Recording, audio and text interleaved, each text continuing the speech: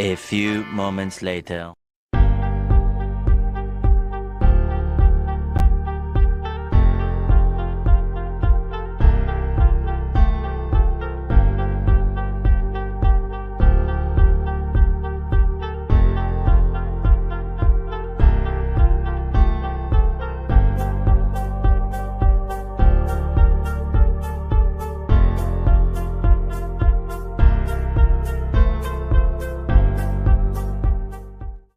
Welcome, everybody, to another edition of Sports Church, where we gather together to worship at the altar of competition. We're grown men and women, drive around in circles, play with balls, and beat the shit out of each other. I'm your host, John Kermy, a.k.a. Friar Mini. I'm a United States Marine Corps veteran. 2311 was my MOS. I'm a car care member of the E4 Mafia, allegedly. And I'm one of the founding members of VRR, a.k.a. the Veteran Revolt Network. We're live on Facebook, YouTube, Rumble, and X, formerly known as Twitter. So we got a lot to unpack, a short time to do it. We're missing one of our co-hosts as he just seemed to disappear for an odd and unknown reason, but we'll kick it off and see what we can do.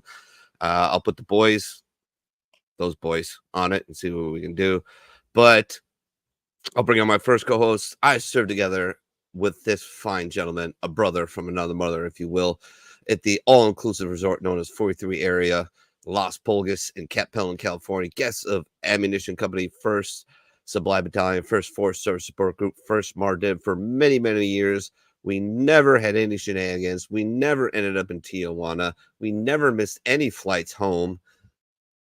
We were just good, wholesome boys, just like the company that lorded over us. Without further ado, please welcome the brother Bishop Pook Dawg. Oh, let us proclaim the mystery of woke journalists being shut down at multiple UFC press conferences. Oh.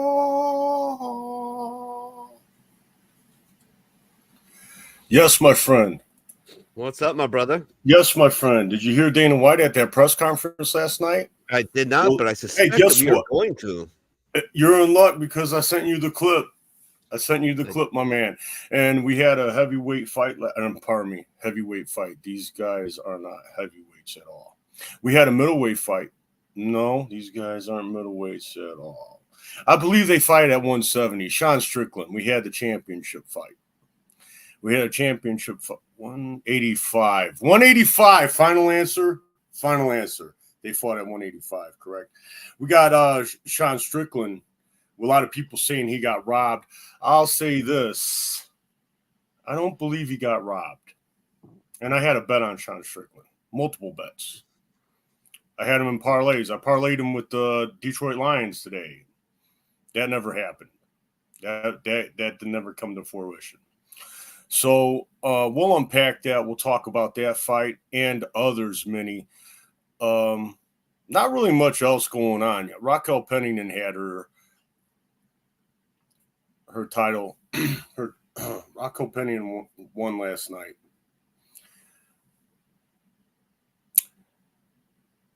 A unanimous decision, my man. That's kind of what happened in the UFC. We had Raquel Pennington and we had the Strickland fight. And we're going to unpack all that and we'll get to the UFC press conferences. I also want to get to the Strickland press conference where he shuts down the woke journalist as well. That'll be something else. Neil Maggie had a win last night. Sorry. I got a call from Big Mike. I had to answer it. Big Mike, get back. Michelle Obama's calling you, fool. Incredible. I got it like that, yo. Oh, shit. But anyway, I kind of got lost there a little bit because I was ready to hand things back off to you when Big Mike jumped on the phone. I really didn't have much else to say. You got to take Big Mike's phone, man. You got to take that man, call. I'll tell you what, if Michelle Obama was calling me, bro, I might pick up. Yeah. I just might pick up. Yeah, absolutely. Big Mike. Oh, shit. You can't think about it, you know? Inspector T, how you doing? Where the fuck you been, Foley? Wait a second. Look, I just thought that if there was a problem. Don't think, Axel. It makes my dick itch. You know, Damn. Big Mike, Dick. Damn. Can't think about it, man. You got to take Big Mike's call, bro. Got to take it. Well, all right. Let's take Big Mike's call. But She's gonna sneak in here pretty soon, I think. man, I really believe that she's a female. I mean, Mike? Yeah, I really believe it, man. I really believe she's a female. I mean, Good for you. How good. I mean, I'm a deep into conspiracy theories. You know, I don't believe we landed on the moon, bro. Yeah, I'm not. I mean, and I seen the pictures of Ellen when she's dancing, and it looks like she might have a schlong or something in her pants. But still, I got a tough time believing that in the pictures of Barack Obama's boyfriend too. the guy. I mean, this died. This is not the right show. This is not the right show. No. I didn't do fucking shit. What's up, Jeremy Daniels? Thanks for tuning into this shit show. I'm grossly hungover, and we're still trying to do a sports show.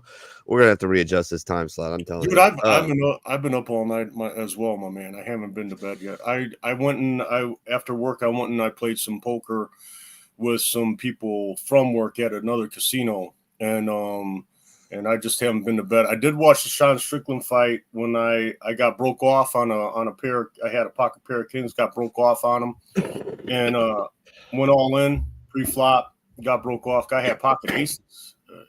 bad beat. So I went and I sat down and sulked for a little while. And when I was sitting down and sulking for a little while in between jumping back in the game, I was able to catch that Sean Strickland fight. So I watched the full fight on my phone at the poker room. That's really the only fight I caught. I do, however, know about the Raquel Pennington fight. I know what happened in that fight.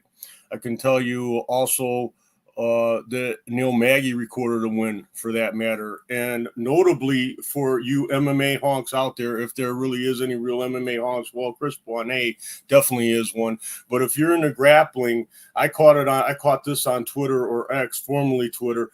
Jimmy Flick, his arm triangle choke submission of Malcolm Gordon. It was pretty to watch, impressive. Jiu-jitsu technique was done there, my friends.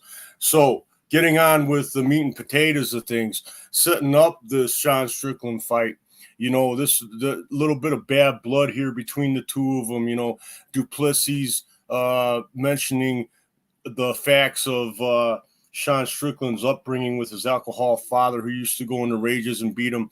And this took its toll personally on Sean Strickland. He was embarrassed and angry. Got into a fight at the fight night a week ago or 2 weeks ago. I believe we talked about that on air. Did we not? When he jumped into the crowd and started whooping on Duplessis in the UFC fight. You remember that, Mini? When he was a member of the crowd. They were members of the crowd. Remember that? I guess Minnie's not paying one word of attention to me, which is fine, because I'll just keep rambling on about this. So we got. There we go. Sorry, I was muted because I was coughing. I hit the cough button and I didn't unhit it. Yeah. My man. Hey, don't feel bad, Pook. Jeremy says he's been up since 2:18 a.m. So he's rocking the fucking midnight oil like it's going out of style. That's when I got That's off about work. when the bar ended. We went long as shit last night. We had a great time. Me, T, and T tried to quit on me, man. He tried to quit on me. And I was like, no. Give it another shot. His internet was being shaky. I was like, give it another shot. The gods will give us T on the second shot. And he did it again. And we had him for another fucking, I don't know. I actually didn't look how long the show was, but it was long. And we had a blast last night. You need to come on sometime again soon, man. Yeah, the only problem with that is Saturday night I'm dealing craps, bro. Gotta take a PTO day, bro. Yeah, I can do that. Maybe one of these fight nights I'll set my laptop out in front of the fights and I'll do a show with you guys while watching the fights. Maybe that might be the way to go with that. Maybe I did a whole show last night watching Green Bay lose to the fucking 49ers. Bro, they crushed me, bro. They crushed me by scoring as many points as they did. I was all over freaking the Niners, man. -10. I had Niners -10. I had Niners in game -3.5. That was a silly bet. I got beat by the hook on that one. Yeah, you got. I would never have taken that bet. Green Bay is not there, but they're really close. But a team that's really close is gonna beat the spread. I'll tell you what. I lost my nerve. I ain't gonna lie to you. Here I was. I just took the underdog in the first game. I took the Texans in the first game, and and I watched them get throttled, bro. Yeah. And all week I've been saying Green Bay +10, Green Bay +10. I'm like, 10 points is too much. 10 points is too much. Blah blah blah blah blah. 10 points, they'll keep it close. I know they will. And then I watched that. I'm like, man, there's levels. 37-10, wasn't it, bro? I'm like, there's levels to this. Yeah, there's classes to this, and I started thinking about some of the shit that I saw San Francisco do during the regular season to teams. And I'm like, this could get out of hand fast. Well, boy, I was wrong. And Green Bay is a lot tougher than most people I paid thought for they it. were. I paid for it. I paid for it with my hard-earned money and my crow. I'm calling it next year. NFC North champs, Super Bowl. This team showed me a lot in the second half of the season. Well, I'm really happy to hear between you and the last couple games of the season that you are now back being a delusional Green Bay Packer fan. Delusional. It was actually sad to see you. Yeah, every year you guys think you're going to win the Super Bowl. But no. yeah, every year. Dallas Cowboy fans. But Dallas. man, you guys are delusional as well, man. And until at least we can find a quarterback. You fuck. No. You're delusional. When's the last time you had a quarterback? Oh, 1985. That's Fields how long ago? 10. I hope they ain't gonna hold on 20, to him. Fields is sick. 30, almost 40 years you haven't had a decent quarterback. Fields is sick. He's wicked sick. It's only his second year. Yeah, he's sick. Yeah. How many games you guys win this year? What, 4? Matter. Yeah, it does matter. Yeah, I don't know why the Bears are firing the whole coaching staff and keeping because that's what your most dysfunctional franchise. The Browns are laughing at you. The former most dysfunctional franchise. The Lions are laughing at the Bears. Like, oh, the Lions are laughing at Lions are laughing at you, fool. Lions are laughing at everybody. Lions are laughing at the Green Bay Packers right now. That's a bad example. Lions are laughing at everybody, especially you. They're not going to make it. You know that. Well, if you go by the Super Bowl commercial, they're not making it. Yeah, exactly. Yeah, you see that? You can do it! Call me when you get a quarterback, Pook. That's all I got to say. Fields? Yeah. They ain't going to keep him, though. They ain't going to keep him, I don't believe. No, he's rubbish. He's rubbish. He's not rubbish, bro. Okay. All right. Do I need to go to Football Reference and look up his quarterback stats over the last 2 years and see how pathetic they are? No, we don't need to I don't need. Well, we don't need to do that because they're horrible. He sucks. He's terrible. Get out of here. Go find a quarterback and a team. Before you start talking shit about my Green Bay Packers. Shit. Dude, you are singing a different. And when I saw you 3 games ago, you were sad. You were broken. A broken Green Bay Packer fan. Now you have hope. I'm just happy to see you with hope, my man. I'm a Cubs fan, you know. More than hope. You got more than hope. You're delusional again. You're back being delusional again. Like, mark my words, NFC Central, blah, blah, blah. How much you want to put on it? They win the Central next year. The NFC Central with the Lions being there? Yeah. Oh, man. That's probably a good bet for me. Yeah, I'll put 100. We'll talk when we get closer to it. No, let's do it now. Nah, that's okay. I'll bet you $100 it ain't gonna be the fucking Bears. How about that? You want to take that bet, Bears fan? No, you don't want to take that bet, do you? Bet you the Bears win 7 games next year. Oh, I'll put money on. I'll put my hard-earned cash where. How good for you! They win 7 games. You don't want to do it. You don't want to do it. I know you don't. So there you go. Oh, Richie, what's up, man? How you doing, brother? Richie and Redneck Pit King. You catch his show, the World Radio Show, every Tuesday on YouTube. Well, he says Packers win 11 games plus next year. Well, Richie is not a delusional Packer fan, and he seems to agree with you. So, I mean, that's one thing. Hey, that's a lot of things, man. If I got Richie in my camp, I know I'm good. I know I'm not jumping out. I'm not jumping out of my lane, comfortably in my lane, driving down the road, not hitting cars like I did on Friday. So yeah, you hit cars? Yeah, man, I got an accident on Friday. My brand new car. I might have totaled it a week after I bought it. Good times. Yeah. Yep. Drove down the hill, hit ice, and there was 3 wrecks on this 500-yard stretch of road. There's 1 hill going down, 1 hill going up. 4 wrecks. Well, 3 wrecks. I was the 4th. Then the sheriff's department decided to shut the road down until 1 o'clock that afternoon. After the 4th wreck. Not the 2nd, not the 3rd, the 4th wreck. I hit the 3rd wreck. Yeah. I literally hit the 3rd wreck. I came over the hill, hit the ice. I might as well have been standing on top of the car because I had 0 control. And I hit the left rear of a tank, a.k.a. a German E-Class Mercedes, and ripped the right front of my car off. So I'm out $5,400 possibly, unless they can fix it. And if it's over $2,500, I'm just going to Subaru dealership and I'm going to buy me a fucking car and taking a car payment. I'm done. I didn't know you were a lesbian. I like Subarus, man. They're supposed to be able to handle the snow and ice. Yeah, but they can't handle ice. Nobody can handle ice. Once you hit ice, it's it. It's too cold. You're along for the ride, dude. You're along for the ride. Ice, I did baby. everything I could. The only thing that could have saved me was an old school parking brake, which it doesn't have. Now it's a button. But an old school parking baby. brake, I would have kicked the rear end out, stood on the gas, pointed my ass to the other fucking side of the road, and gunned it, and I might have made it, but I didn't. If you stop buying those Subarus that have training wheels, if you stop buying those Subarus with training wheels and buy a real Subaru that has a stick shift, I'm sure it'd have an e-brake. That you could it might. Yeah, I think so. But I need a 4-door, man. I need a 4-door. I can't buy a Impreza WRX. I can't. As much as I want. Well, you don't necessarily. With it, I don't know.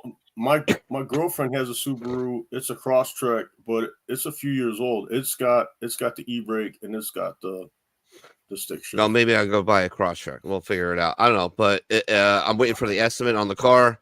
If it comes back half of what the car's worth, I pull the trigger. If it's over that, I'll sell it to him. I'll sell him the Acura too in a bundle. Use that as a down payment. I'm gonna buy me a nice $10,000-$12,000 used Subaru for like 100,000 miles on it, and I'm gonna drive that bitch for like 8 years. You know, everyone appreciates and respects a man with a plan. Everyone appreciates a man with a plan. I can technically, my department has unlimited overtime, so technically I can work 112 hours in a pay period, and out of those, that'd be 32 overtime hours. So do the math. You're a crazy gangster. Well, coffee helps. But all right, without further ado, he is the Pops. He is our auto racing expert. He's been in the business for 50 years, working with guys like Dan Gurney, Stan Fox, and one of my favorite drivers of all time, Danny Weldon. May he rest in peace. We call him Pops because he's my Pops. Please welcome to the Sports Church, where we worship together at the ultimate competition where grown men and women play with balls, drive around in circles, and beat the shit out of each other. Welcome, Reverend Pops. Afternoon, I guess. I don't know. I don't know. Yeah, you got it. It's 12:12 this afternoon. This is so weird. I have no idea. I got to a point where I had no video. I had audio, and then I got the video and lost the audio. So I don't know what the hell. I ended up just rebooting everything and starting over. There you go. That's what she said. That's hilarious. Pops, I needed you. I was dying over here when Minnie was talking to Big Mike on the phone. I needed you on the air. I needed to bounce something off you because Minnie wasn't there for me. He was on the phone with Big Mike. Did you know that your son knows Michelle Obama? No, really? Yeah. He's on the phone with Big Mike. How did that happen? I have no idea. A now deceased Democrat operative who happened to be gayer than cat shit used to hang out at my bar. Yeah. And he was very, very prominent in local politics here. And we used to get a kick out of each other arguing politics at the bar. And he invited me one day to go meet the Obamas and Clintons when they came to Coney Island to do a presser. Oh, yeah? And so I went. And so I shook the hands of Barack Obama, Big Mike, Bill Clinton, Hillary Clinton, and was proposed to work on said campaigns because I was a United States Marine Corps veteran and didn't quite have this crazy beard, but it wasn't quite that big at that point. It was about half the size it is now. And I politely declined and just stood there like a fly on the wall, listening to all the bullshit that was being spun around. And you would not believe how fucking full of shit these people are.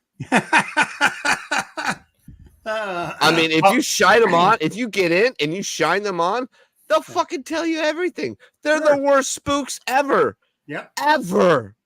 Like, I was like, oh my God, you people you're legit. This horrible. You're legit this horrible. The whole time I was like, oh, absolutely. Yeah, I like it. Oh, we already going to work with us. I got to talk to my wife. I got a job. I'm, working, it's but give me your information, or I'll give you mine, and we'll come to some agreement for sure. I'd love to work for you.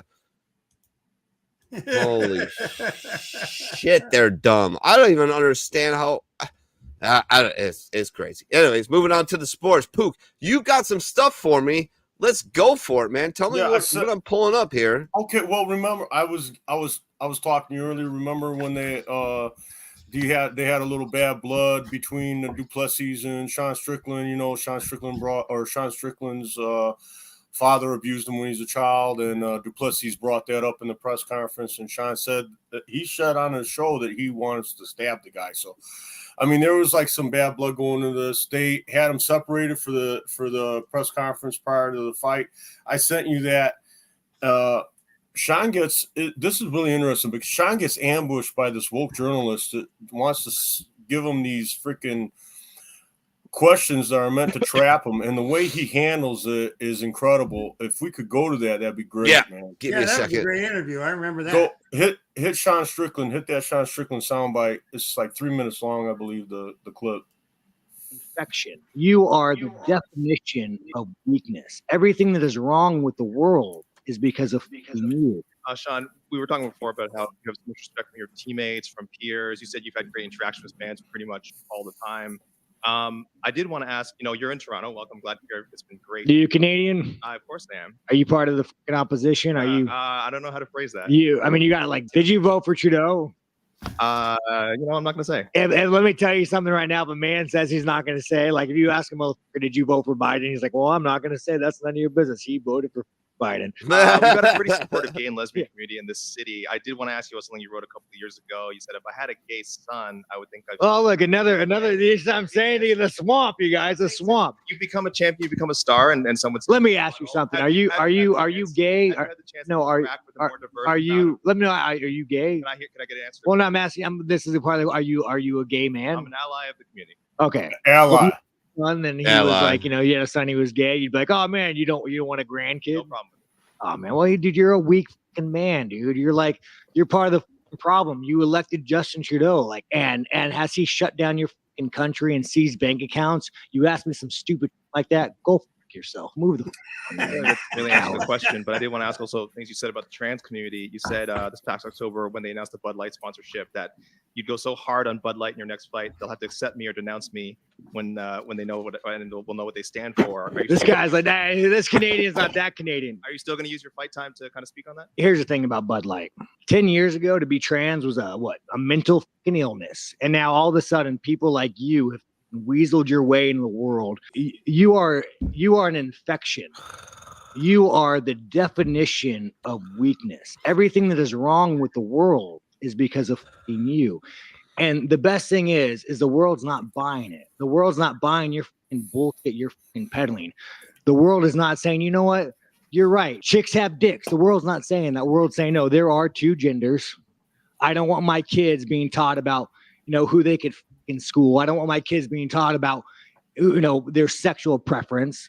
Like, dude, this guy is a fucking enemy. You want to look at the fucking enemy to our world? It's that motherfucker right there. I like the gays. Here's the thing. I've never. You guys think I've ever shit on a gay man or shit on a gay one? I don't. I like the gays. It's freedom. We still have it in America. We'll teach you about it. You guys don't have freedom of speech. I'm surprised what I'm saying is probably gonna get the Canadian government to arrest me. I don't give a what you want to do in life, but don't fucking tell kids about it. Don't teach that shit in fucking school. Don't fucking push your agenda. Don't try to fucking brainwash people. Don't try to go past parents. Don't try to go up past all the shit and brainwash people. No.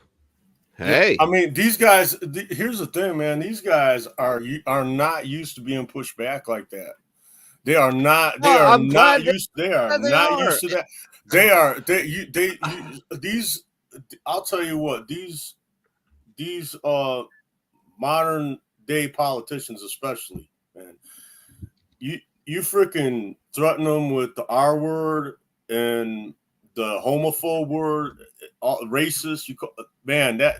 They back off. They give you a political. They're not used to getting that. They're not used to getting that every man. Well, I think it's coming though. I think it's coming. I think people are done.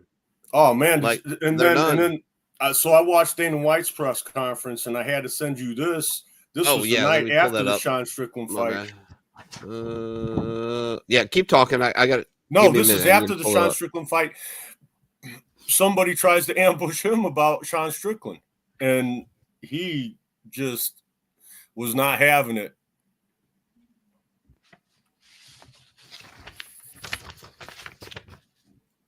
I just want to go back. You were talking about, like, you obviously give a long leash to your fighters about, what they can say when they are up there with a UFC microphone, and you are getting into territory of homophobia, transphobia. Like, is there? I don't give anybody a leash. Well, I'm saying a leash. I'm free speech. Control what people say. Going to tell people what to believe. Going to tell people. I don't fucking tell any other human being what to say, what to think, and there's no leashes on any of them. What is your question? I was asking that question. I'll move on though. Yeah, probably. Yeah, that's ridiculous to say I give somebody a leash. Free speech, brother. People can say whatever they want, and they can believe whatever they want. And I don't think there's any. We had two gay women who fought in the co-main event. They sat on the stage with Sean Strickland. They could give a shit what Sean Strickland thinks, or what he says, or what his beliefs are, or what his opinions are. You know what I mean? I mean, they're not used to that. They just ain't used to that. And here's the only thing, like, what happens when Dana's gone? Because that's going to happen soon. I'd say within the next 5 years. Yeah. He's got religious control of that? No way. Why would he? He's going to be done, man, eventually. Why? He is. Why? He's already talking about it. They're already talking about the plans. It sounds a little bit me like the Ivan the Terrible kind of shit. Like, I'm going to leave. You need me. I'm going to leave. And then he'll leave. No. He'll leave. And then they'll be like, oh, fuck, we can't do this. Come back. And he'll come back. That's the Ivan the Terrible strategy, man. The rumor that I've heard on the internet and extranets and which is totally, very reliable safe at times. Oh yeah, at times. We're looking at like 5 years. The internet is as reliable as Sex Panther. Okay. As reliable as what? Sex Panther. Okay. Guaranteed to work 100% of the time, 60% of the time. I don't know what Sex Panther is. I'm really just sheltered. Fucking Anchorman? Jesus, dude. Really? Will Ferrell, Anchorman? No. All right, moving on. Jesus Christ. Just cool into the mouth. Nice. Nice. I like it. So we want to talk about the actual fight that they had. Yes. Let's talk about the fight. We want to talk about the fight. A lot of people had this fight as Sean Strickland 3, including Dana White, by the way, 3 rounds to 2, giving Sean Strickland the obvious first round, second round, because his jab was working. It was working, man. His jab was working. It was landing, and he was getting out of the way of punches. I mean, he took a couple of head kicks. The early rounds have to go to him.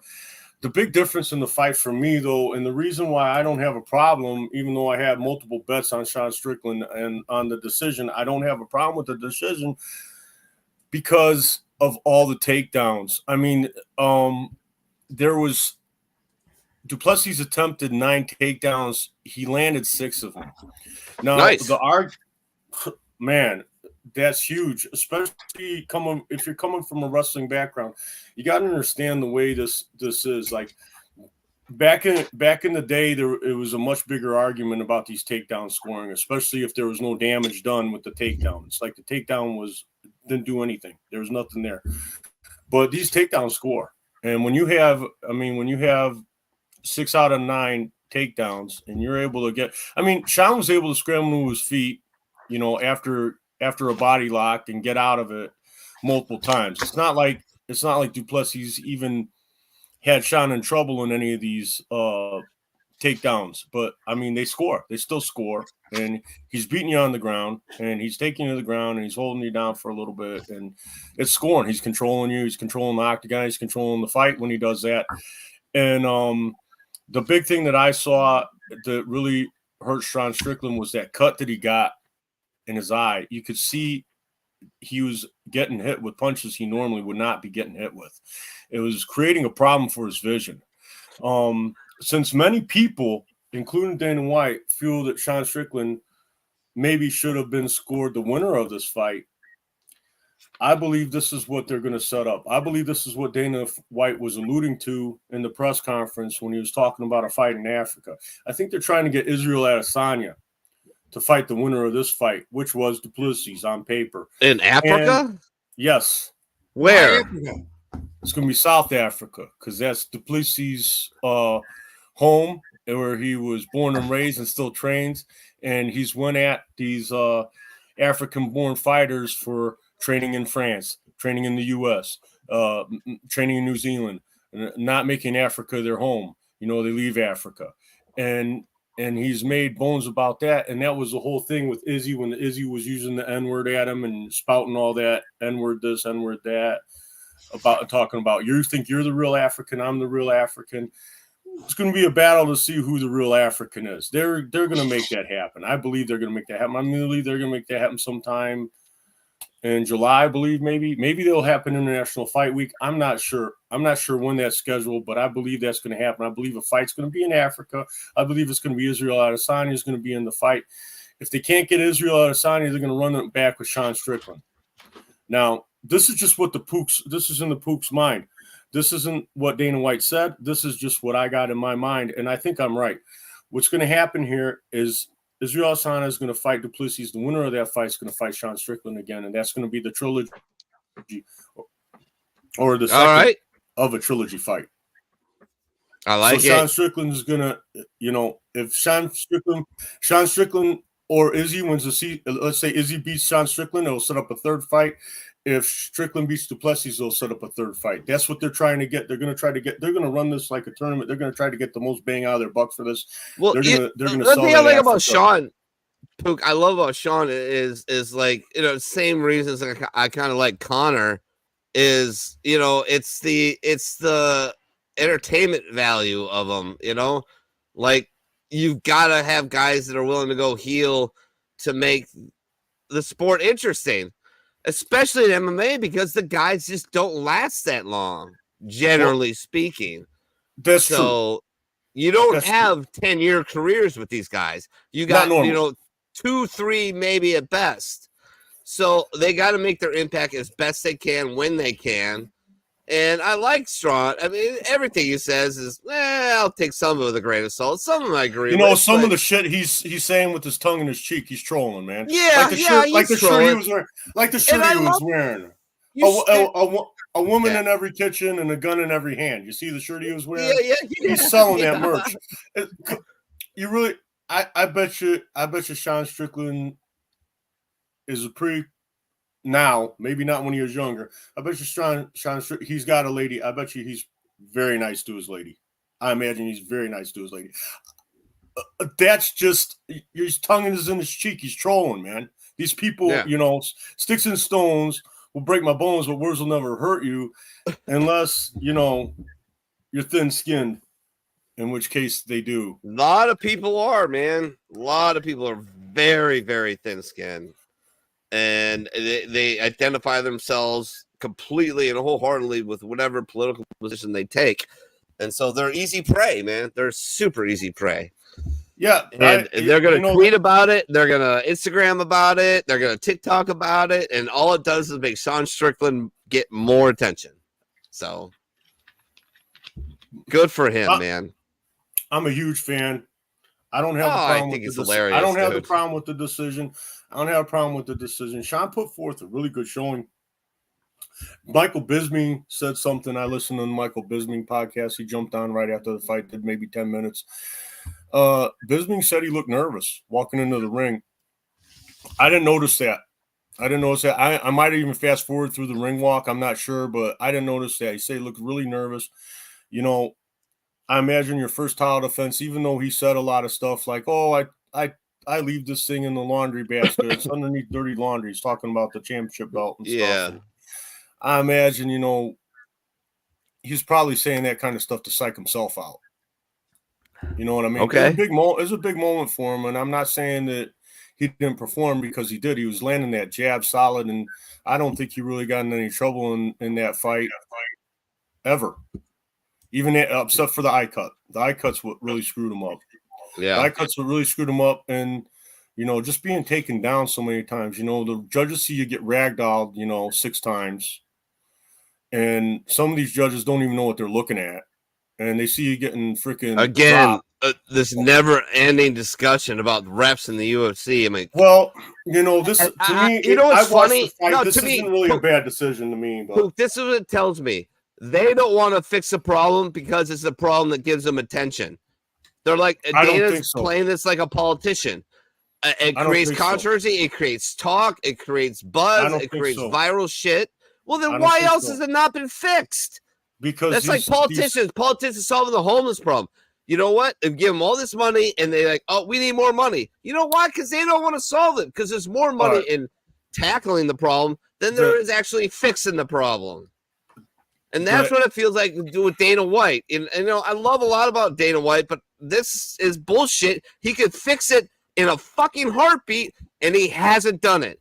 So explain that to me. Yeah, I can. I don't think he can fix it in a heartbeat, because he's got to deal with these athletic commissions, and these people are. This is a good old boy network. These people are entrenched in these athletic commissions. They judge boxing fights, and you're going to have to get some young blood in there for it to change. You're going to have to get some guys that actually fought MMA and or at least trained MMA and understand MMA a little bit better before you could fix it. Not only that, we're using the boxing judging system with the 10-point must, which I am not a huge fan for, even for boxing, man. I don't like the way it's implemented. If they actually scored it the way the way the book reads, if they scored it the way the book reads, and they actually score some of these, you'll never see like a 10-6 round. Okay. You'll never see that. That'll never happen. You'll never see a 10-7 round. You rarely see 10-8 rounds. You got to almost murder your opponent to get a 10-8 round. Yeah. When you go back to like the origins of the sport, and you go back to like the Pride Fighting Championships, and the fight was being judged as a whole fight in its entirety, and at the end of the fight had more weight than the beginning of the fight, just like a real fight. And that was the whole idea. You had a 5-minute round, then you had a 10-minute round. They will never go to that in the UFC, because they like their 5-minute rounds. They love them because the action starts on the feet. They want to keep it on the feet. They want it exciting. Yeah. If they have a 10-minute round, the guys are going to end up grappling. Those are the stages of a fight. I know they made a study that in the Marine Corps. It all ends up on the ground eventually if it goes long enough, right? So the UFC is never going to go to that. There's no going back. I think we're always going to look at round by round. I'd love to see an open scoring system, so you could look up like at the Kumite when Jean-Claude Van Damme looked up at the score. You can look up at the score. It's got open scoring. You know exactly where you're at in the fight. Yeah. You know what I mean? I think that'd be cool. Yeah, I think that'd be great, actually. Yeah, it changes the dynamic a lot. That would help the action as well, man. It really would, because the guy, there wouldn't be no guys cruising, when they're not supposed to be cruising. It'll be pedal to the metal. Yeah, that'd be the. There's a lot of things they could do with the scoring system. I've heard like Eddie Bravo say, do it online, get 50 people. 50 people aren't going to get it wrong.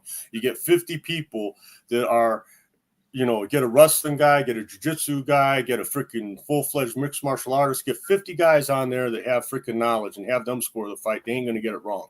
And they got the technology to have 50 judges. And it'd be so easy to get volunteers for that, qualified individuals, I'm saying. So, there's a lot of solutions that have been proposed, but this goes back to when the UFC was freaking banned, and it was called human cockfighting by senators, and Budweiser was lobbying and freaking pushing against the UFC. when they were the boxing back in, goes back to the 90s, man. Why they had to get legal in the ways they had to get legal. They had to go through, the UFC went through all these boxing commissions to get legal, even through these athletic commissions. They use boxing judges. That's the way it's set up. It's going to be real hard to fix this. It's going to take years.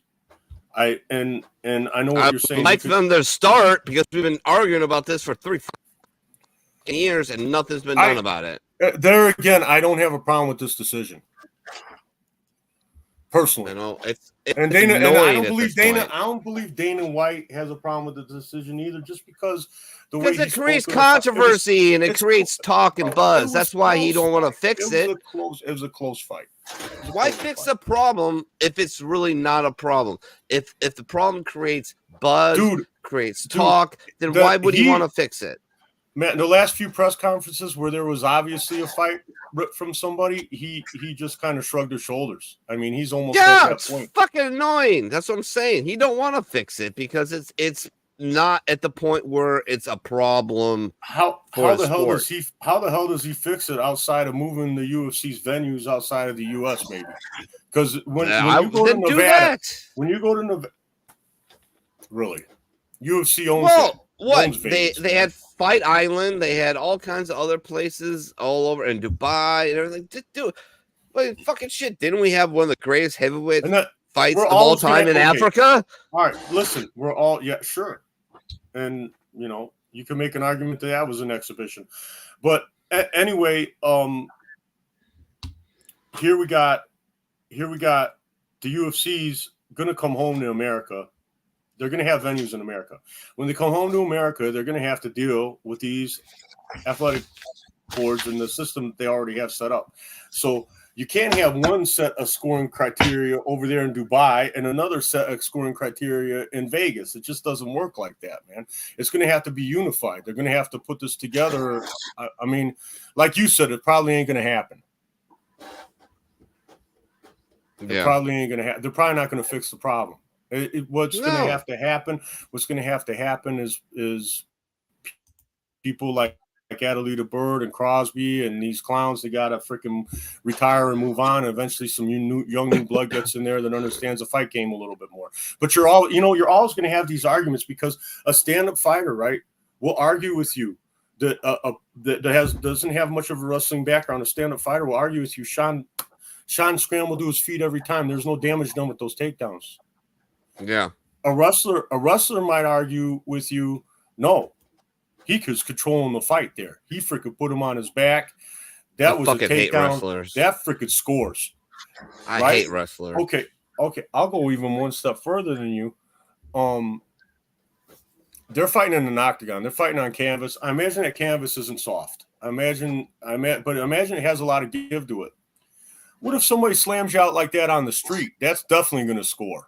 And this is originally meant to simulate real combat. So if you get a slam on somebody, that should score. If you're able to take them down, you're able to put them on their back, even if it's momentarily, that should score. Because freaking it's a lot different fighting on canvas than somewhere else. You know what I mean? And I'll tell you what really showed me that was some of these guys that do really well in the ring fighting MMA, when they get in the cage and they're pressed up against that cage, they're held up against that cage, they don't do as well. I mean, it makes a real big difference where a fight takes place. And if it's meant to simulate real combat and a guy gets slammed on the ground, there's a lot harder options to slam somebody on the ground than a nice soft canvas. And not to say that canvas is that soft, because I'm sure you get freaking rashes from it. I'm sure it's not nice. But I'm sure it's way more give than getting slammed on a rock, like what happens in a real fight. I mean, I'm just saying. No, I agree with you, man. Like, you know, I'll give wrestlers this. The last guy I want to fight ever, which I'm done with that shit at this point in my life, but the last guy I used to ever want to fight was a guy who could wrestle. Like, if I don't have him straight up, I'm in trouble because that dude's gonna fucking smoke me. standing up, different story. But it is what it is, man. I don't know. I just think wrestlers are boring. They're effective, but they're boring. Man, you tell me. I'll tell you what, man. What impressed that upon me, man, how special wrestlers are, bro. And I didn't wrestle. I wish I would have, man. I really wish I would have. Now, we need P to talk about that. Man, we need bro, pterodactyl. But what really showed me was you got a guy that's a Division I wrestler, and he gets in there against a guy that's a black belt in whatever, anything. Yeah. Back in the early days, right? Not only does the wrestler have a chance, they often dominate. I mean, they're fighting against experts. If you let them take you to the ground, they're going to win. It's just that simple. Especially back in the day before there was really good jiu-jitsu defense. Jiu-jitsu would really, they get tangled up. They get tangled up and choked by Gracie a lot of times. But still, man, if you're able to, like, the Godfather of the ground and pound, Mark Coleman. You know the guy. I mean, I met the guy. Gone out to the bars with the guy. You know the guy. I mean, he made his living freaking holding black. Dude doesn't look good anymore, but I tell you what, you pat him on the shoulder, you're like, damn, that dude can still kill somebody. Oh, I'm no doubt. Like literally, like when I shook his hand and he's like, "Oh, take a picture. Let's go to this bar and take pictures and get fucked up." And I'm like holding on to this guy, taking a picture. I'm like, this motherfucker could, within a second, just decide to unalive me. Unalive? That's a neat way to say that. Well, and that right there, Mini, we were talking, that right there, what you just said right there, is the reason why I'd never go drinking with Conor McGregor. I'd have a drink with Sean Strickland, though. Yeah, drink with John Jones, man. Hell yeah, I did. He's awesome, though. He hugged me, bro. He hugged me and he asked me why I was so big. He gave me a big-ass hug, man. That guy's amazing.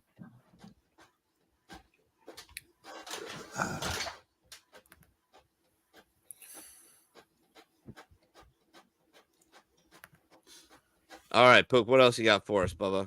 I'm working on something right now. So, well, my man, that pretty much wraps up what's happened in the UFC, my man.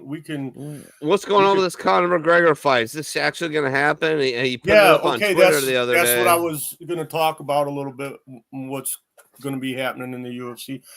I mean, I don't know, man. I don't know what they're going to do. I mean, they're really hinting at a Conor comeback. We know the money fight for him would be against Diaz. They're saying Diaz is coming back as well. They promised to fight to Chandler. That's a black eye. That's a real bad look if they don't give that fight to Chandler. This fight was supposed to happen a long time ago. Conor wants to know what the holdup is now. So, I mean, if Conor wants to know what the holdup is, the weight they say they're fighting at, are they going to really fight at that weight? Is it 185? Yeah, I mean, you got guys licking their chops to fight Conor at that weight. Oh my God, yeah. I have no idea. I have no idea what's going on with that. What's Conor's normal weight? Like he used to fight at like 155, man. Yeah, 150. He used to fight at 155. We don't know if he can cut weight down to 155 anymore, man. Yeah, I don't know, but he wants to fight at 185. Fuck. That sounds like a really squishy Conor. I don't know. No, man. He's solid as a rock, but he's got a small frame, man. Fucking steroids. Yeah. You can't get that big that quick. No, he didn't. We know that. We know he didn't. I lost 8 pounds last week when I had pneumonia, and I gained it all back on steroids because I ate like a fucking maniac. That's all I did all day for like 6 days was eat. And all of a sudden I weighed myself. I'm like, oh, back to 170, which is about as much as I weighed when I left for the Marine Corps. I'm not very happy about it, but moving on. Yeah. All right. So you gained weight in boot camp, huh? You gained weight. I gained 20 pounds. Holy shit, bro. I was 190 when I came out of boot camp. Macho man. Oh, 190 shit. running a 14, 15, 3.1 mile like a gangster. And smoking a Drunk. cigarette afterwards. Drunk. And yes, and smoking a cigarette afterwards, which I'm going to do right now. Since your segment is done, Pops, are you ready to do yours? And I'll come back in. It's 4 degrees outside, so it won't take me very long. I understand that. You're a gangster. You don't stop till you get enough. You're a playboy and a gangster. We have enough stuff that we can go for a while. All right, be right back. Well, I guess he's left. When he gets back, I'm gonna run in the other room and put a hat on. This thing's paper mache, and it's getting starting to sweat. For right now, we're good. I'm gonna sit and jam with you, Pops. I'm gonna listen about some racing. I'm gonna learn about some racing. Well, I'm gonna learn I'm gonna learn who made the best left turns this weekend. Nobody. There's no racing going on. And it's going to be left and right turns in the next race because the Rolex 24 Hours is coming up next week. The 27th is the 24 Hours of Daytona, and that's left and right turning. That is one of the undoubtedly premier races. Is that where number 3 met his end? No, he met his end at Daytona and the regular Daytona 500. Oh, okay. Not in the 24 Hours of Daytona. Okay.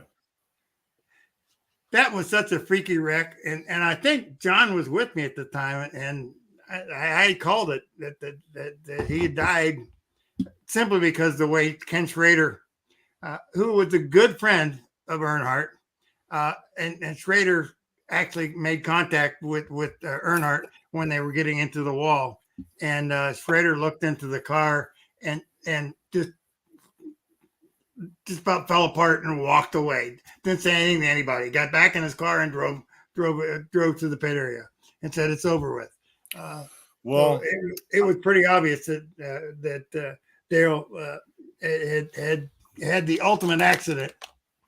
That's one of my buddies told me that when he saw him hit that wall and that was it. There was just that impact. He's like, he's dead. Yeah, well, see, the weird part is it wasn't a bad accident.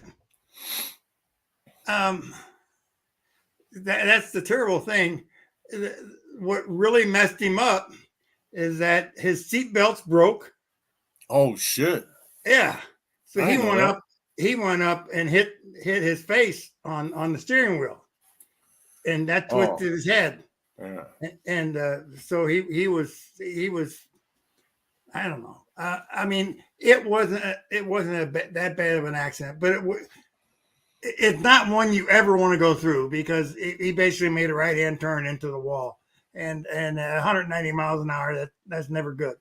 But it was pretty obvious that this was the end of Dale, and how terrible it is because Michael Waltrip won the race. He drives for JR Motorsports, so it's Dale.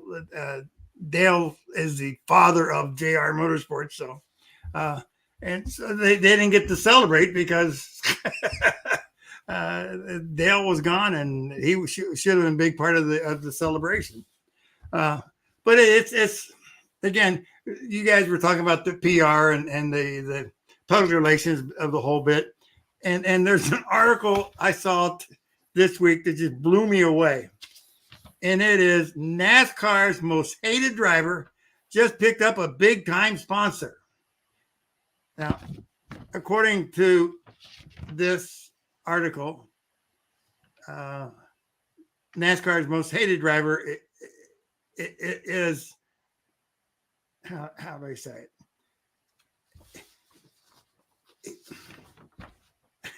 I don't know how to describe it. Wallace is a half black driver. He was the one that was involved in the controversy over the hangman's noose. Wow. I think that was at Talladega. And I got brought in for that. NASCAR blew this up, something fierce, got the FBI involved, did everything crazy, did everything stupid before checking out what exactly the situation was. But they put out this news release that NASCAR's most hated driver picked up a big time sponsor. It's the same sponsor he had last year. It's not a new sponsor or anything. It's just bullshit. I don't know. It's NASCAR. I can't stand it. If you got news, let us hear it. But if you just got bullshit, we don't need to hear it. The other there's a couple of big stories here. Tommy Baldwin is the crew chief. Has been in racing all of his life, really, and came down with cancer. And it looked really, really bad for him. And he just got cleared of cancer last week. So it looks like Tommy Baldwin's going to be around quite a few more years. It was tough to see a good guy get knocked down by the big C, and that is a nasty deal. Another one of NASCAR's big people, I guess the best way to describe it, and this guy was a prominent figure in the garage area. Ryan Pemberton was a crew chief. He's had, I don't know, his last role is with JR Motorsports, and with JR Motorsports, he's had 3 champions. Chase Elliott in 2014 and Tyler Reddick in 2018 and 2019. He crew chief for Ernie Irvin, Dave Blaney, Joe Nemechek, and Mark Martin. So I mean, he's had some good shoes driving for him, and I'm not real sure exactly how old Ryan. I don't think he was 65 years old. I think he's still in his 50s. So, 55. He was 50. Wow. That really scared me. But the life of a crew chief is not an easy one to deal with. I just wonder if the guy's vaccinated or not. That's all. Oh God.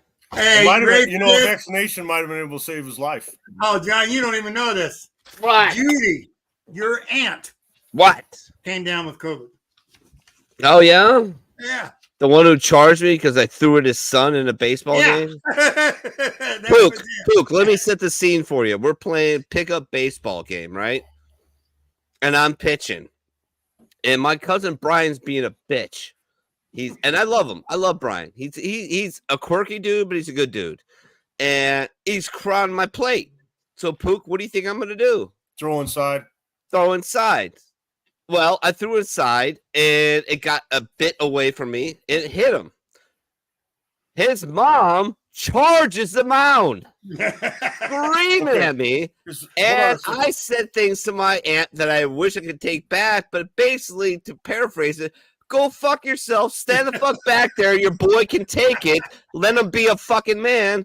And we didn't talk for like 3 years. So. Is this your older or younger cousin? He's older than me, actually. No, I think he's the same age. Oh, we're the same age-ish? Yeah. Ish? Yeah, all right. Yeah, he's crowding the plate, man. And I just gave a home run to my other cousin.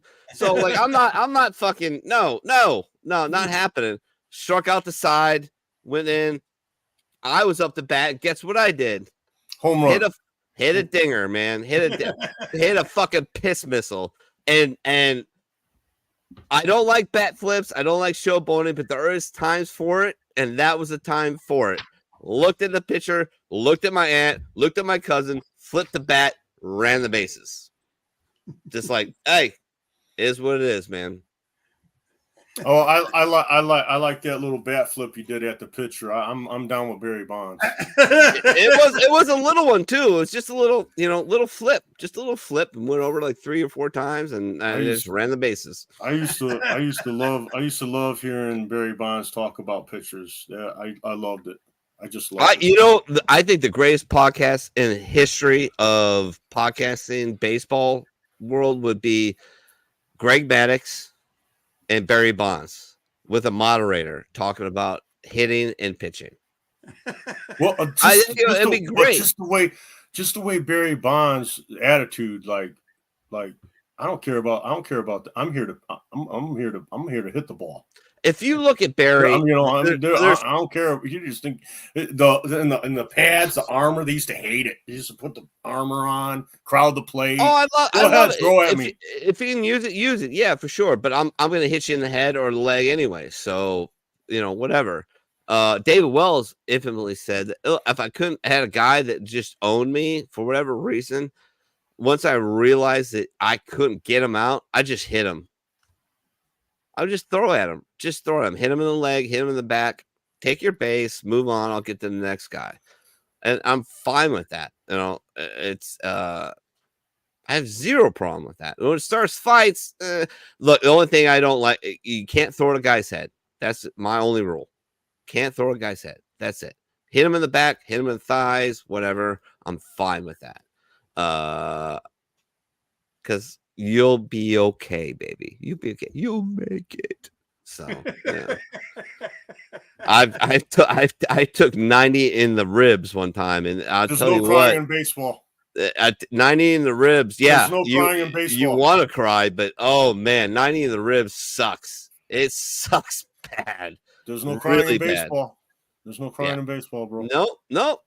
Shouldn't be. All right, Pops, you got anything else for us? Yeah. I got something for you. I'm gonna unveil the steak. Well, I got a couple of things here. Hall of Fame for NASCAR. Jimmy. Let's see who all got in. Jimmy Johnson, Donnie Allison, and Chad Knaus all got in. And there's going to be one more announced later this week. So, I heard Jimmy had some really horrible shit happen last week.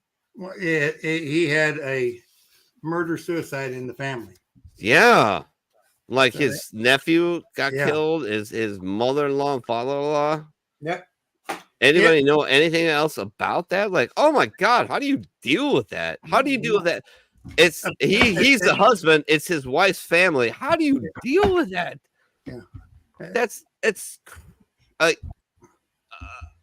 John, I tell you what, after dealing with Ruth's funeral, I don't know how anybody deals with anything. I mean, to tell you, I am still completely lost. Nah, you did good. As far as what I mean, I don't remember anything of the visitation.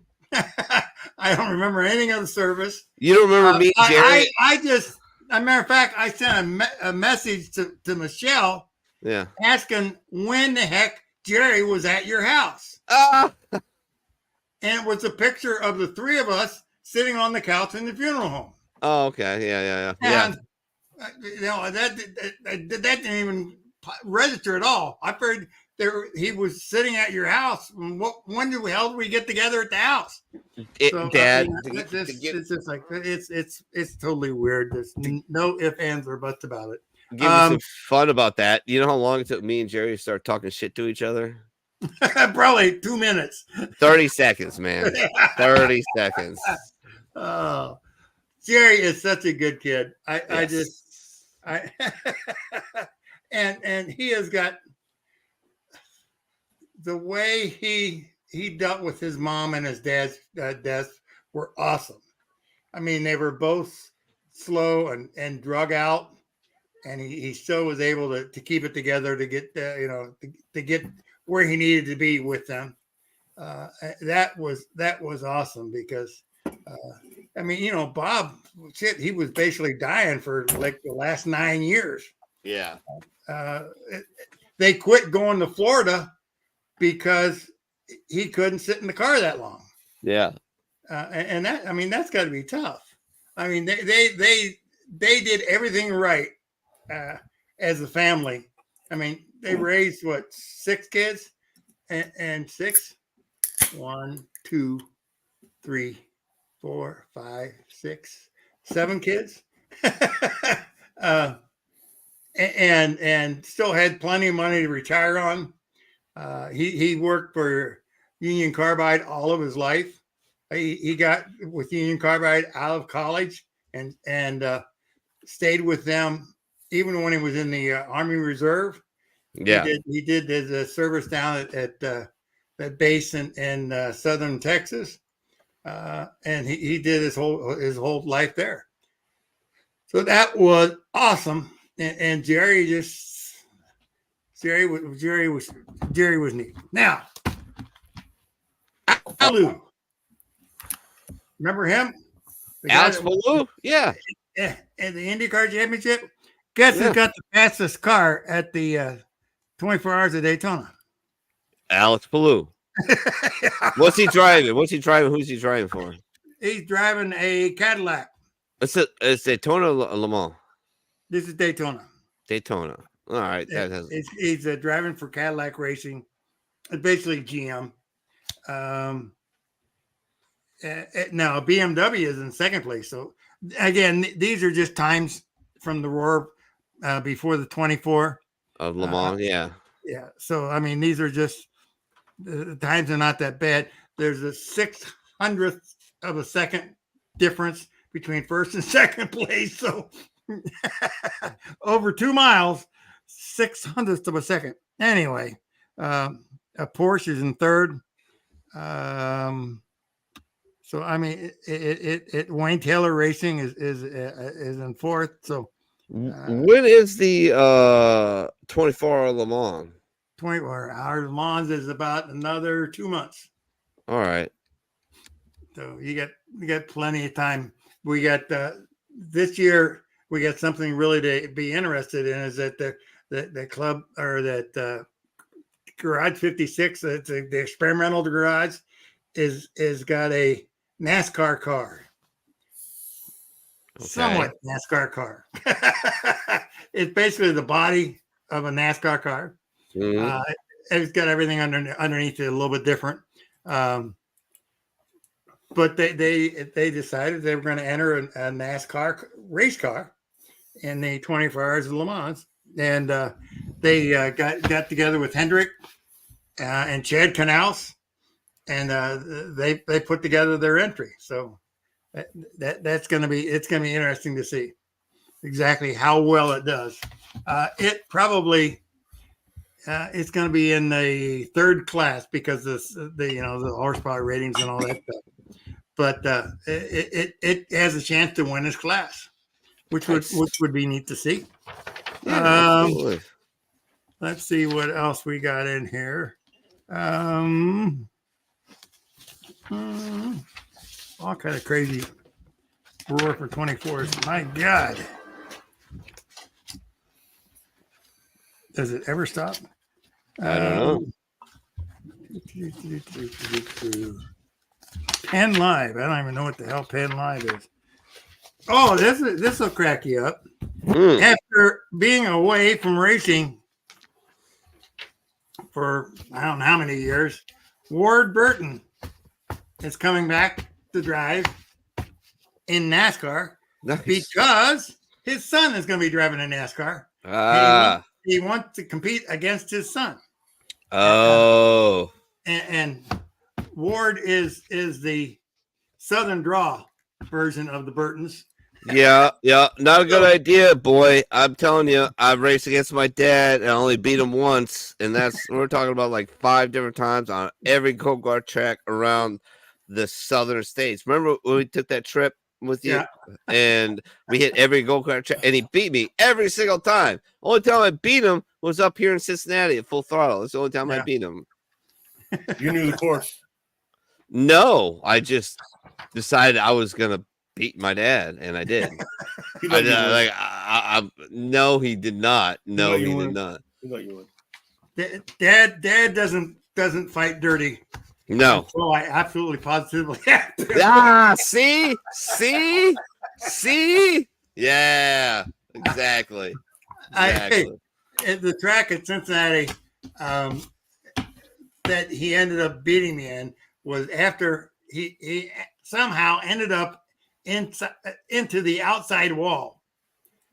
And what he didn't realize is that he didn't have a choice. I just put him in the wall. I kept drifting. Yeah. Oh, he was horrible. Until his fender hit the wall and spun him around. Put him in the wall. Yeah, he did. I still beat him. So fucking frustrated. Oh, so mad. It was a foregone conclusion. Once he pissed me off that much, it was over. Like, all right, we're gonna go. So I waited like 3 laps until he got a little squirrely, and I just late braked and darted in, and that was it. That's all she wrote when you do that. Yep. Because I give up about 50 pounds to John. And so that's quite a bit of weight for the I don't know, go-kart. Yeah, for sure. Yeah. It makes a huge difference. But it helps sometimes too. Like when we got to the wet track, remember that? Oh God, that was a nightmare.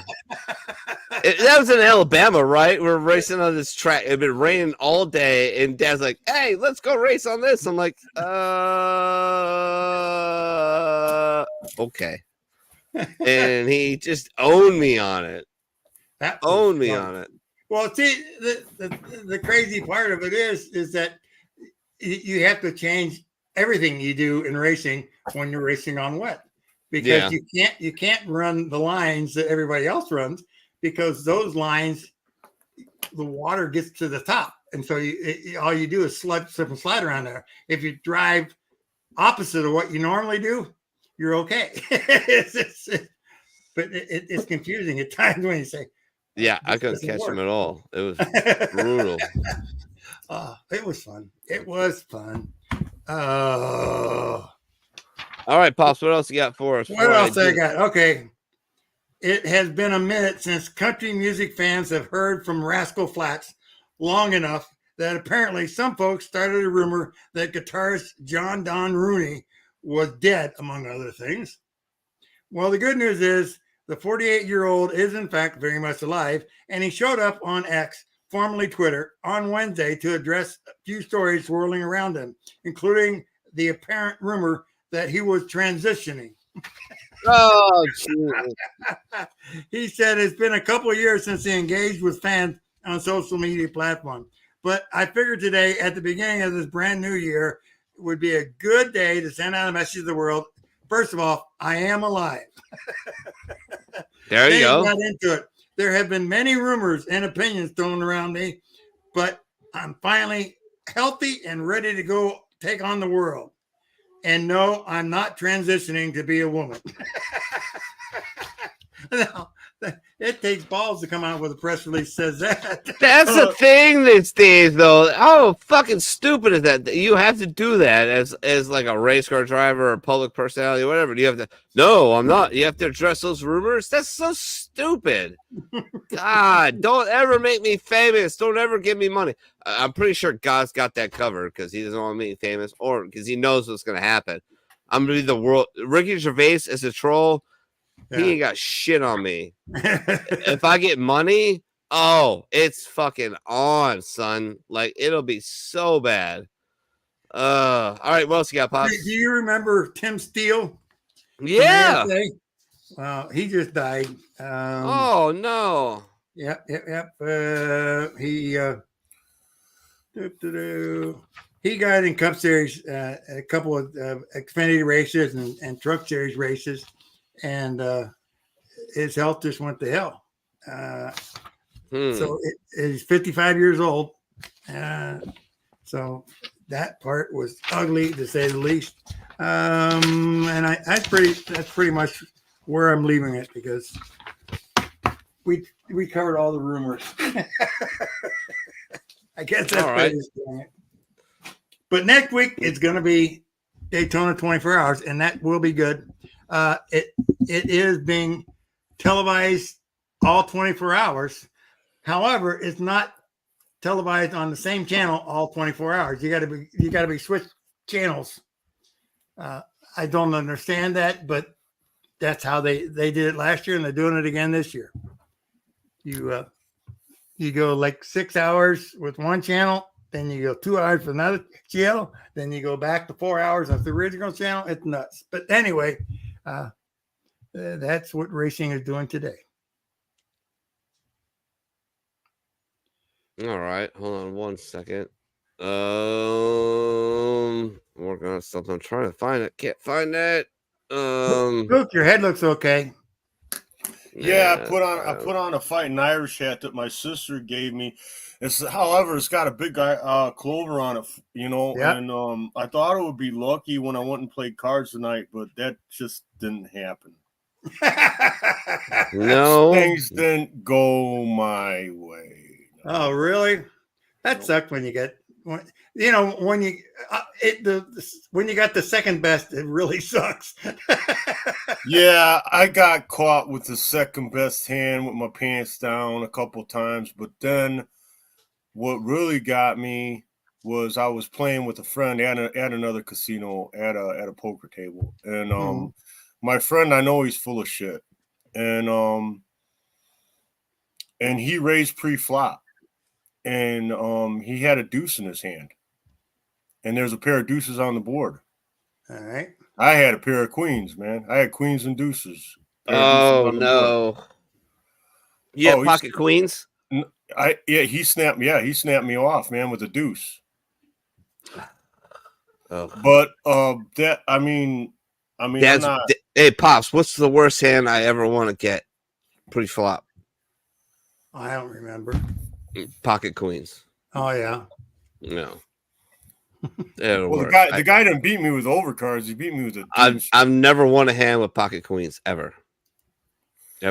So to caveat on top of Dad's more sports report, I am going to unveil the Stig. Now, for those Top Gear fans, you'll know what I'm talking about. For other people, you won't. But there was much speculation for years. Who was the Stig? Who was the Stig? Who did all these drives? Who took out all these amazing, stupid supercars out? Well, I'm going to let you know.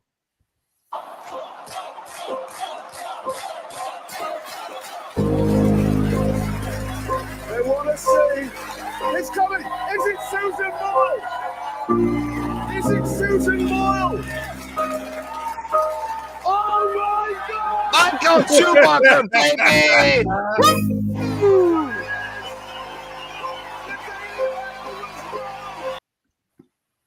That was a Stig.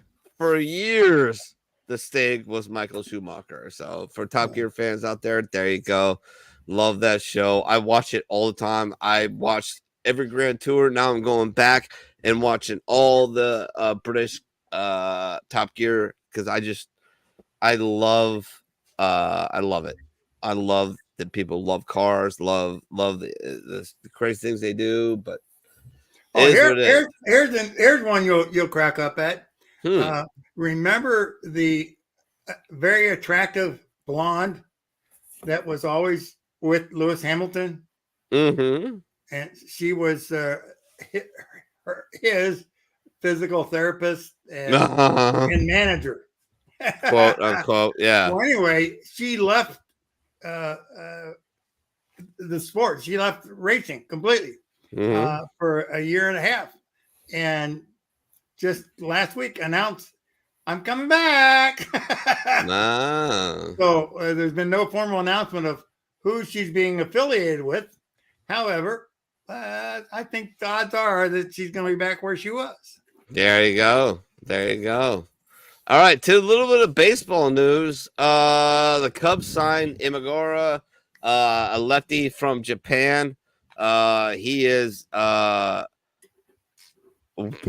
going to be, if I had to guess, the smallest MLB pitcher by height and weight. Like, he's a tiny dude. Homeboy gives up a little bit of home runs, but pitches a lot of innings. I think he pitched 170 innings last year in the Nippon League. So we'll see about that. The Yankees, of course, trade for Juan Soto. They signed Marcus Stroman, formerly a Cub the last 2 years, formerly a Toronto Blue Jay. So they're going to have Garrett Cole and Marcus Stroman, a really, really nasty 1-2 punch that might just get them the NL or AL East title this year, because if Stroman pitches like he did for the Cubs for a 3/4 season before he got hurt, it's gonna be nasty. They also have Rendon. If Rendon, who they paid, I think they're paying him $20-some million a year. If he bounces back, the Yankees are gonna be nasty, very nasty.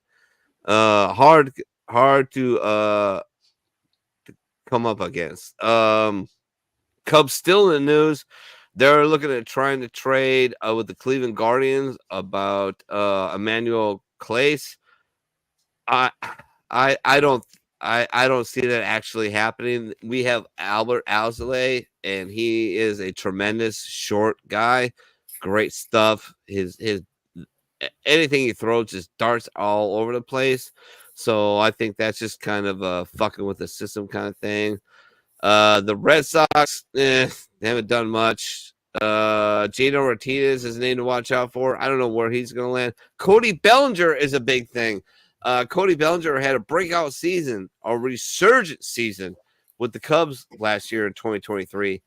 And he opted out of his contract to make more money. However, nobody's looking at it. So I think maybe Cody Bellinger comes back to the Cubs for like a 2-year deal with a 3rd-year opt-out. Maybe like $18 million a year, something like that. Pay him for what he did last year, but don't pay him too much. Give him a 2-year deal so that, if the Cubs don't work out, we don't get to the World Series, he can bounce and go to another team. So we'll see about that. Marlins got a lot of young arms coming up. Good on them. Blake Snell, the Cy Young Award winner of 2023, has not been signed, folks. Has not been signed. And I don't know. I have theories of why that is. I think Shohei kind of broke the market. I think Imagaga broke the market a little bit. But this is a Cy Young Award winner who doesn't have a team. So just like Cody Bellinger, I think Blake Snell thought the market for him was going to be a lot stronger. Turns out not so much. So you're going to end up signing a 2-year deal. Now, who signs him, though? Yankees, I think, are out. Boston has punted, unfortunately. My AL team, my Boston Red Sox, they have punted. They're not doing it. So who's left? Dodgers are out because they're fucking just liquidated to the fucking hilt. So it's the Cubs. It's the maybe Brewers. the Giants. What about the Brewers? Brewers are no Brewers. Let me tell you something about the Brewers. Brewers are conceded already that they're not going to win the Central, and they are going to unload everything they have before the trade deadline. Excuse me. That they're going to full rebuild mode. They're done. They know. Trust me. The most active team in the before the trade deadline is going to be the Milwaukee Brewers. Guaranteed. Woodruff and all those pitchers, they're just under contract. They're gonna unload all those guys, all of them. Anything else? I don't know. I talked about Blake. I don't know where he's gonna end up, but I'm guessing there's a couple places like San Francisco, Chicago, maybe the Mets. I don't know, but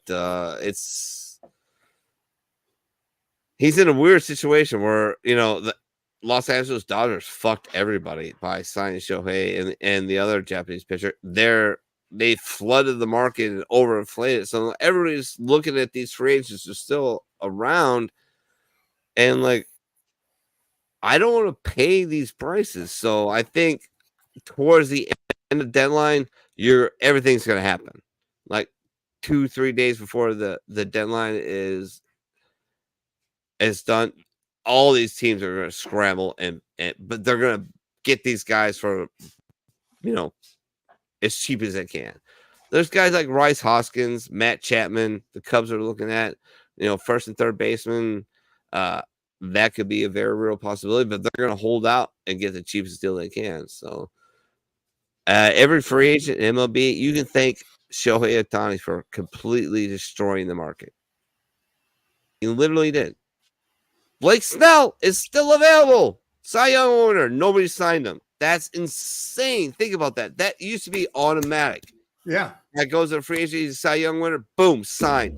This year, no, nothing. So it is what it is. All right, let's wrap this up, boys and girls. Pops, no NFL talk, man. Oh, do we have to? What? Yes. Well, here's the thing, man. The game. All right, you're in charge of it. You're in charge of the NFL talk. Give me NFL talk because I really don't give a shit after the Packers lost last night. The Packers lost last night. If they make their field goal, we would be tied and still playing. That's not what the Super Bowl commercial said, Pops. It said it's going to be the 49ers and the Ravens. That's what the Super Bowl commercial said. Yeah. The early release Super Bowl. You can't believe them commercials. I don't know. A lot of people are saying this is proof the NFL is rigged. We'll have to stay tuned to see if that's the actual Super Bowl. Hey, Pook, pull up all the games today. I got it. All right. And let me do a little thing. I'm gonna do a little thing about Le Mans because I'm crazy about that shit. We're gonna do a little virtual lap at Le Mans with a Porsche 9. All right. All right. No.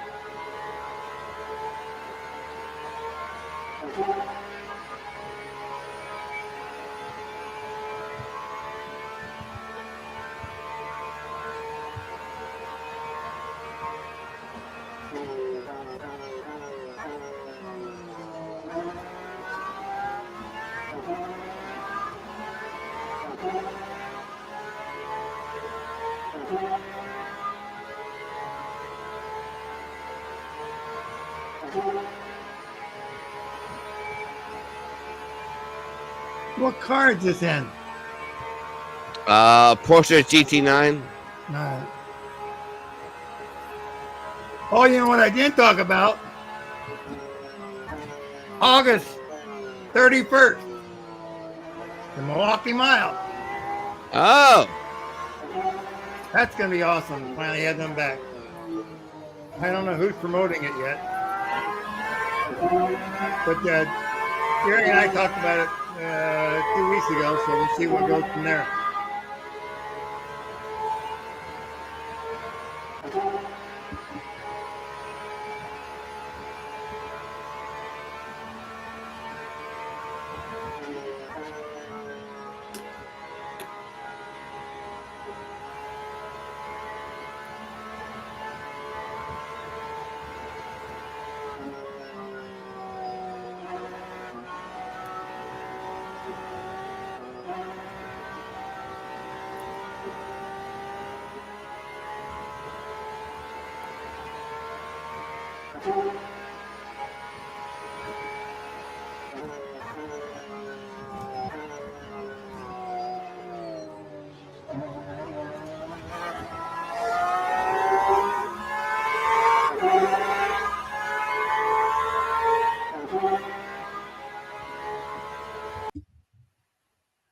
Wow.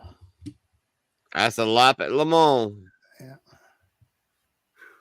I wish I could have seen Hobbs do it. He was so funny about that. He's hilarious. I remember one time walking over. What does it feel like to drive 200 miles an hour? He says, I don't think I've ever done it, son. Yeah, you have. Shut up. Yeah, he was great. Yeah, other than that, like, hey, I gave you my baseball best. There's a lot of free agents out there that are not going to get the money they think they're going to, like Cody Bellinger. I think Scott Boras, his agent, is an idiot. He's done a lot of good things for a lot of his clients, but with Cody, nobody wants to take a chance on one guy having a resurgent season. So I hope that he's going to end up back with the Cubs on a 2-year deal with a 3-year option out. Other than that, get ready. Spring training is just a month and a half away. Other than that, final thoughts. Brother Bishop Pook Dawg. There you go. Okay, all right. Since we didn't get to this during the show, I'll give it to you right now. Here's the Pook's picks. Pook's taking Lions -6. Fuck. We didn't do the NFL thing, man. I'm sorry. You want to do that real quick? Sure. All right. So we've got Tampa Bay and Detroit. Right on. Who are you taking? Detroit.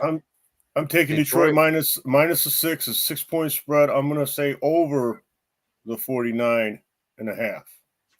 I am staying off of this betting. Last week, or the last time we bet, we washed. If you remember that. Yeah, we both lost and Pops won, and you're making fun of Pops' pick. Yeah, I remember. Yeah. I do remember that. I lost and you won. I lost. You lost. Pops won. But we both won too, so like it washed. So but Pops came out like the better for sure. Well, you laughed at Pops' pick that won. I did. remember that. Yeah, of course I did. NFL, man, it's hard to laugh at any pick. Yeah.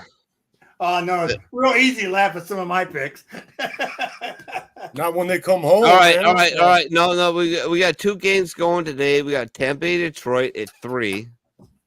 And we got Kansas City and Buffalo. What's the line on Detroit and Tampa Bay? I don't know. 49.5. I'm taking the. All right, Pook, Detroit got to give 6. Yeah, Detroit is -6. I'm taking Pook. I want 20 on the Bucks. Okay. Don't throw me in the briar patch. I'm playing with house money, so it really doesn't really matter. It's not like I'm fucking scared or anything. And we got Kansas City and Buffalo at 6:30. What's the line on that? Yeah, 2.5. 2.5 Buffalo. Buffalo 2.5. I'm taking Buffalo. That's hard. That's a hard one to take. Taking Buffalo. You're not taking doing it with Buffalo. Me. Take Buffalo with the pimp. You're not taking them with me. I'm taking it with you. No, you don't want to take that bet. You just picked the last bet. Now you want to pick the next bet too? Is this? Yeah. I don't get a pick. All right. Well, here's what happens, Pook. We keep doing it this way, and we keep washing.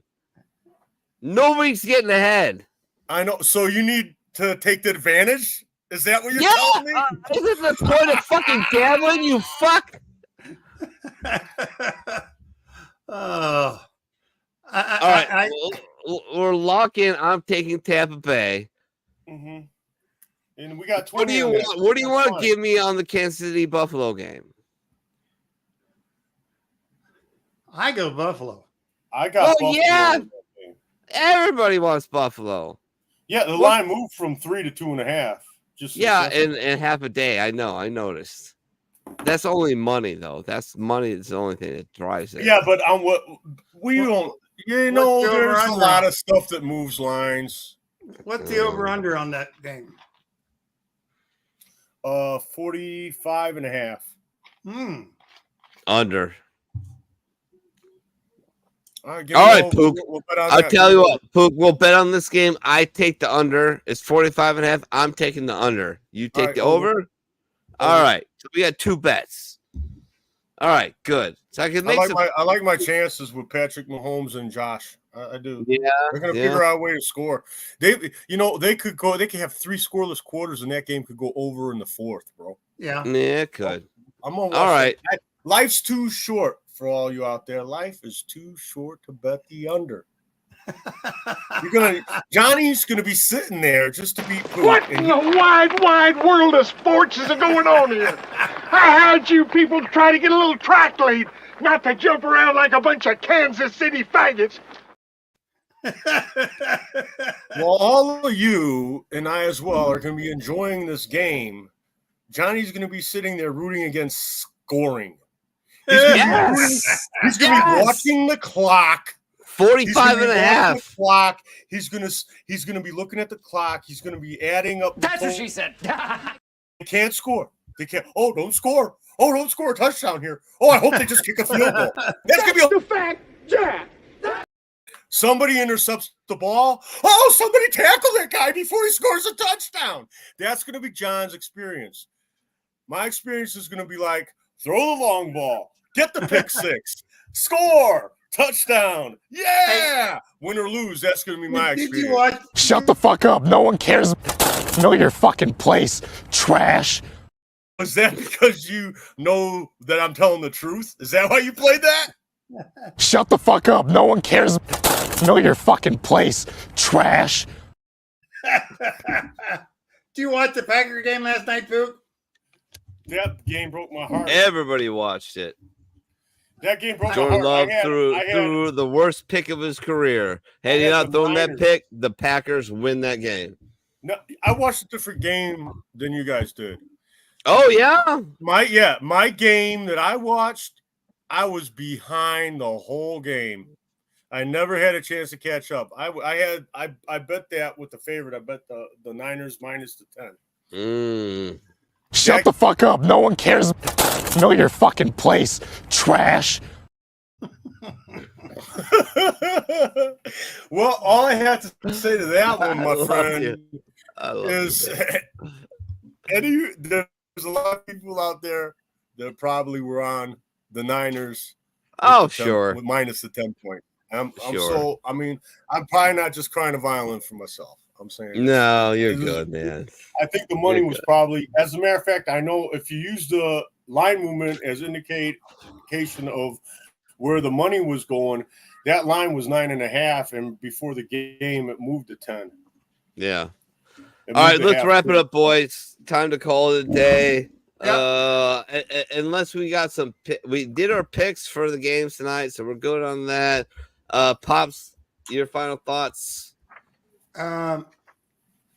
Life was too precious to take an easy way out. Trust me. And the weird part about it is the people that take the easy way out are the people we count on to do the right thing, and we lose it. You got to talk to people.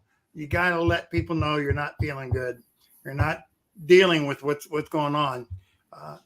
But just open up and say what you're feeling, and you'd be surprised at how your vision of life changes. Because no one's going to solve your problem except you. You do it yourself by talking what's going on. So give it a shot. Talk to somebody. You'll be okay.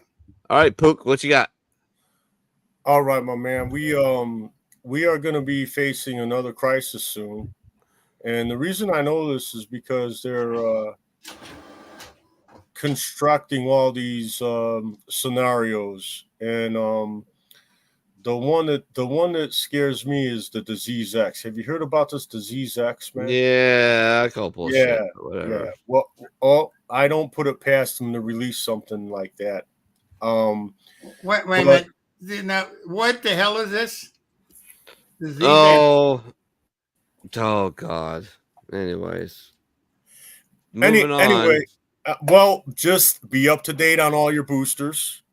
Yeah. Make sure you remember. You're not. I graduated. I'm on my 10th COVID jab, bro. And I know. I've never been vaccinated, and I got COVID twice, and I'm still here. So that we'll includes figure that out. That includes my Moderna and my Pfizer and all the boosters. So I'm 10 times vaxxed, and I urge everyone else out there to get vaxxed. If you're not vaxxed, remember, you're not fully vaccinated until you're dead. Okay. Jesus Christ. All right. Remember, never take a permanent solution to a temporary problem. Been there, done that. In fact, I was so close the other day. Bought a car, hit a deer, destroyed my car, bought a car. 1 week later, had another accident, have it at the shop, waiting for an estimate. And I'm pretty sure that I'm going to eat $5,400 that I paid for that car. And I'm going to have to buy a new car and have to take a payment. Life is, I've kind of had the worst month of my life. Pops lost Ruth, my, pseudo stepmom. Yeah. Then I hit a deer, then everything else. And you know what? The only thing that keeps me going is my wife and my kids. Yeah. I love my kids and love my wife, and they're amazing. And it's the only reason I'm here. And if you don't have that, find it, seek it. There's always something. Create a mission. If you're alone and you're having issues, go get a dog, you fuck. Get a dog. Get a dog. Go to a shelter. I guarantee you just walk through there. The dog is going to find you. There's going to be a damaged dog that needs you. I have one. His name is Carl. He's got a $5,000 leg. He found me instantly. And he is obsessed with me. And he is an awesome dog. If I leave the house for 20 minutes and come back, it's like I was gone for 10 years. He is the coolest dude on the planet. He loves my daughter, loves my son, loves my wife, and would rip the throat out of anybody who came at them. I'm firmly convinced of that.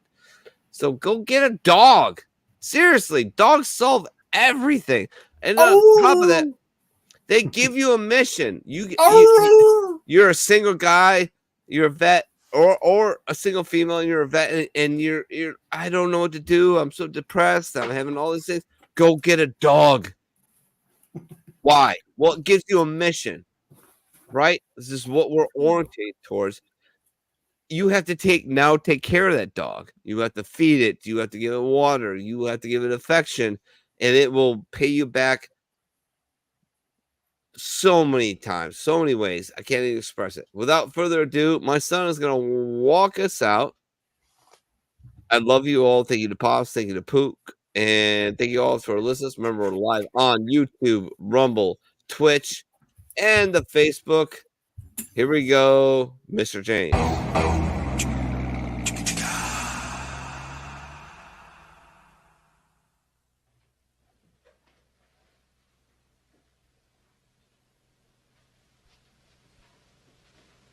You're still here?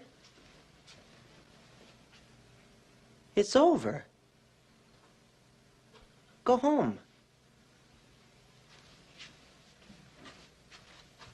Go.